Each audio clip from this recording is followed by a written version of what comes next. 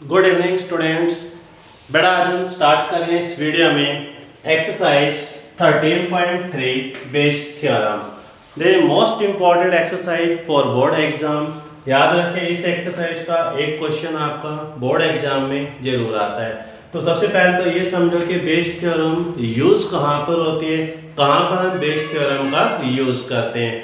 तो याद रखें कि जब भी हम कभी भी दो बार जहाँ पर सिलेक्शन होगी वहाँ पर हमारी बेस थ्योरम यूज होती है। जहाँ पर भी दो बार सिलेक्शन होगी वहाँ हमारी बेस थ्योरम यूज होती है। मैं आपको एक एग्जांपल देता हूँ। सपोज कर लो कि हमारी एक स्पोर्ट्स की शॉप है, ठीक है। हमारी एक स्पोर्ट्स की शॉप है जहाँ पर हम क्रिकेट के बैट बेचते हैं, ठीक है। अलग अलग कलर की बॉल बेचते हैं, ठीक है। क्रिकेट के बैडमिंटन के रैकेट्स हो गए, शटल हो गई, हम ये सामान बेचते हैं। तो हम क्या करते हैं कि पहले हम कंपनी में जाते हैं।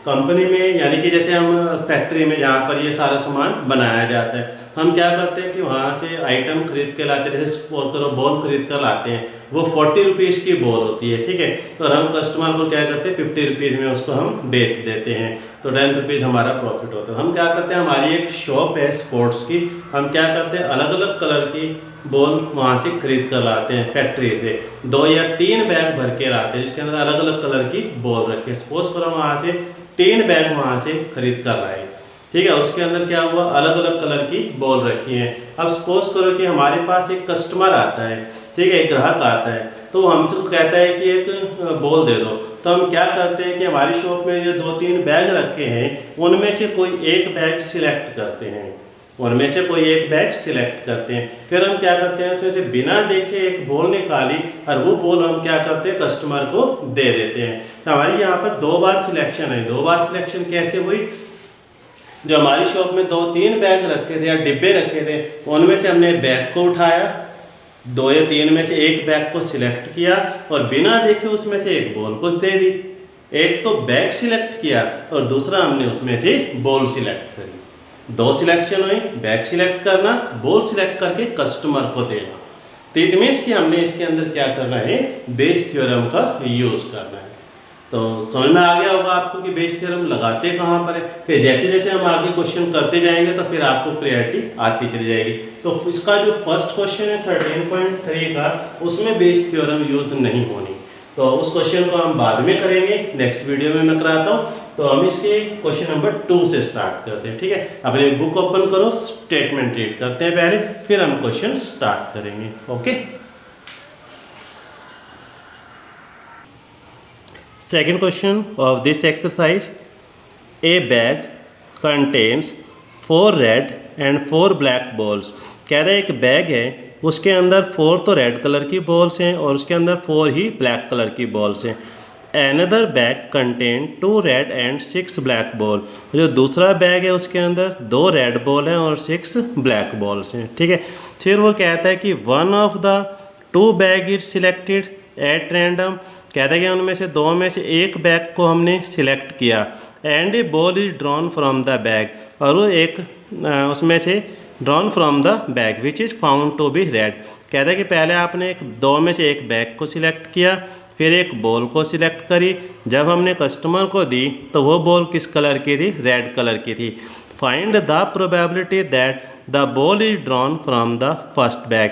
कहता है वो प्रोबेबिलिटी निकालो कि जो बॉल हमने कस्टमर को दी वो किस कलर कौन से बैग में से दी है, फर्स्ट बैग में से। ओके बेटा, चलो स्टार्ट करते हैं इस क्वेश्चन को बोर्ड पे। देखो बेटा, हमारे पास ये 2 बैग थे, अभी आपने स्टेटमेंट रीड करी, ध्यान से देखो। ये हमारे पास फर्स्ट बैग है, ये हमारा सेकेंड बैग है। फर्स्ट बैग के अंदर 4 रेड बॉल हैं और 4 ही उसके अंदर ब्लैक बॉल हैं। सेकेंड बैग जिसके अंदर 2 रेड बॉल हैं और 6 ब्लैक बॉल हैं। कहता है कि हमने क्या किया, इन 2 में से किसी एक बैग को सिलेक्ट किया, कोई भी एक बैग को, ठीक है। और उसके अंदर से हमने क्या किया, एक बॉल को सिलेक्ट किया और वो बॉल कौन सी थी, रेड कलर की थी, ठीक है। उसकी प्रोबेबिलिटी बतानी। चलो तो सबसे पहले हम क्या लिखते हैं, यहाँ पर E1, E2 और E। हर क्वेश्चन में ऐसे ही लिखना है।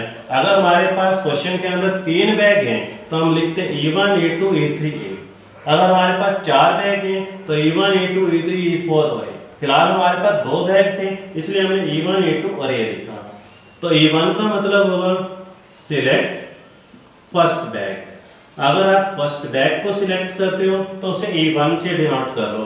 E2 का मतलब होगा सिलेक्ट सेकेंड बैग। ए का मतलब होगा सिलेक्ट ए रेड बॉल। हमने एक रेड बॉल को सिलेक्ट किया। E1 का मीनिंग, अगर हमने पहला बैग सिलेक्ट किया तो E1, दूसरा बैग सिलेक्ट किया E2।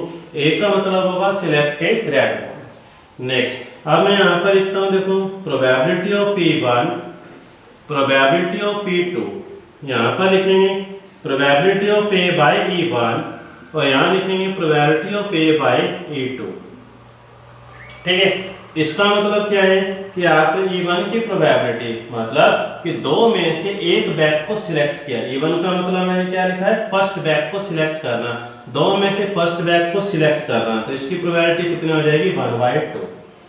E2 का मतलब क्या है, सेकंड बैग को सिलेक्ट करना। दो में से मैंने सेकंड बैग सिलेक्ट किया, तो इसकी प्रोबेबिलिटी कितनी होगी, 1/2। अगर मैं फर्स्ट बैग को सिलेक्ट करता हूं तो उसकी प्रोबेबिलिटी 1/2। अगर हम सेकंड बैग को सिलेक्ट करते हैं तो उसकी प्रोबेबिलिटी 1/2। ओके बेटा, अब A बाई E1, इसका मीनिंग क्या होगा, A का मतलब है रेड बॉल सिलेक्ट करनी है। A का मतलब रेड बॉल सिलेक्ट करनी है। E1 मतलब फर्स्ट बैग, यानी रेड बॉल निकालनी है फर्स्ट बैग में से। यानी कि इसके अंदर रेड बॉल कितनी है, 4 में से कोई एक, और इसके अंदर टोटल बॉल कितनी है, 8। तो यहाँ पर आ जाएगा 4/8। A बाई E2, ए का मतलब क्या है, रेड बॉल निकालनी है। E2 का मतलब सेकंड बैग, यानी रेड बॉल निकालनी है सेकंड बैग में से। अब इसके अंदर रेड कितनी है, 2, और टोटल कितनी है, 8। अब हम बाय बेस थ्योरम का फॉर्मूला यूज करते हैं।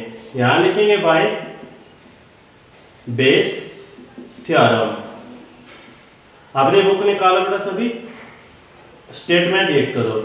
जो फाइंड करना है वो पहले लिखना है, जो गिवन वर्ड है उसे आप बाद में लिखेंगे। फाइंड वाला वर्ड पहले, गिवन वाला वर्ड बाद में लिखेंगे। ओके, चलो बुक निकालो, जरा ध्यान से देखना बुक में। लास्ट लाइन ध्यान से पढ़ो। Find the probability that the ball is drawn from the first bag. आपने बॉल कौन से बैग में से निकाली है, फर्स्ट बैग, और फर्स्ट बैग को किससे डिनोट किया, E1 से। जो फाइंड करना है वो पहले, गिवन वाला यहाँ पे जहाँ फाइंड वर्ड लिखा है उससे पहले वाली लाइन देखो, फाइंड से पहले वाली लाइन ध्यान से देखना। A ball is drawn from the bag which is found to be red, यानी जो बॉल आपने निकाली है वो रेड कलर की है। रेड कलर को हमने किससे डिनोट किया, ए से, तो ये यहाँ आएगा। फाइंड वाला पहले, गिवन वाला बाद में। अब बेस थ्योरम का फॉर्मूला क्या कहता है कि सबसे पहले फर्स्ट के साथ प्रोबेबिलिटी लगा दो। ओके, नेक्स्ट है इन दोनों को उल्टा कर दो। Probability of A by E1 divide में, यही का यही नीचे लिख दो। Probability of E1, probability of A by E1 plus 1 की जगह 2 कर दो। Probability of E2, probability of A by E2। Okay बेटा, इसके अंदर आप वैल्यू पुट कर दें। प्रोबेबिलिटी ऑफ E1 की probability 1/2। Probability of A by E1 is 4/8। यही का यही नीचे, यही का यही नीचे, 1/2 4/8 plus probability of E2 is 1/2। Probability of A by E2 2/8। Okay, solve कर लो। तो यहाँ पे हो गया 4/16, यहाँ से 4/16, 2/16। ओके, 16 एलसीएम ले लो, यहाँ 4 और 2 6/16, 16 कट हो गया, 2 2 जा 4, 2 3 जा 6। This is your answer, this question is complete. Okay बेटा।